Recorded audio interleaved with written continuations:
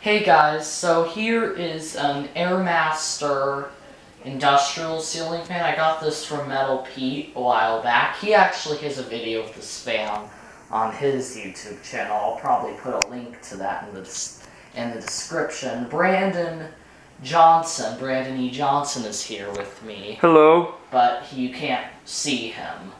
But anyways, I only have it wired up to single speed right now, and I have it hanging with a screwdriver. We call it the Reese method, since Reese thought of this.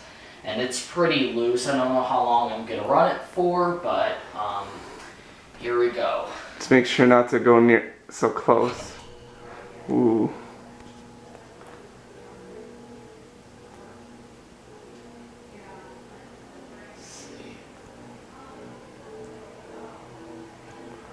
I don't know about this. I'll just let it. Can I see it get up to speed? Yeah. Buzzes, even though it's not in a solid state. Okay, 3, 2, 1. Okay, that's enough. Give you guys a close up of the motor canopy. Okay. It goes probably, I think I got it to about as fast as it would go. Bearings, sounds like the bearings aren't in the best shape. When Metal Pete got this,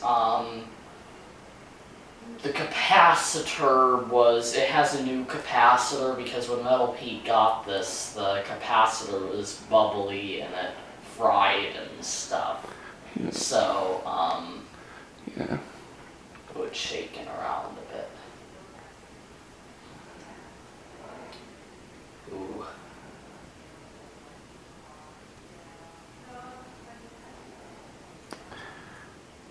Well, it's shaking a lot. I might stop it with my hand. So,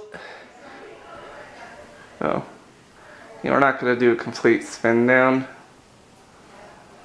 So yeah, this is how, like, it's actually mounted on, like, my can arm industrial in the garage is actually hung like on a hook that's pinned in the ceiling.